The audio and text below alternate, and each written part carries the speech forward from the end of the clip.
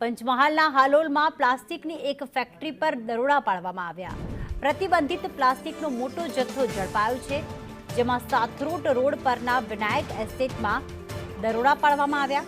પ્રતિબંધિત પ્લાસ્ટિકનો 3 ટન જેટલો જથ્થો સીઝ કરવામાં આવ્યો છે, તો પ્લાસ્ટિક બનાવતા 3 જેટલા યુનિટને પણ સીઝ કરાયા છે।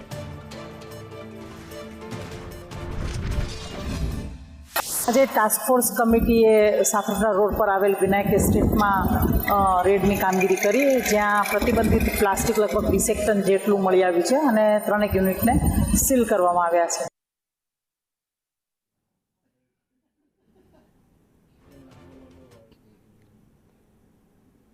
સુરતમાં એક તોડબાજ પત્રકાર ઝડપાયો। મુકેશ ઉર્ફે મુન્ના મારવાડીની ધરપકડ કરવામાં આવી છે।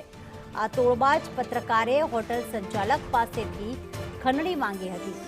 10,000ની ખંડણી માંગી હતી, ત્યારે જહાંગીરપુરા પોલીસે તેની ધરપકડ કરી લીધી છે।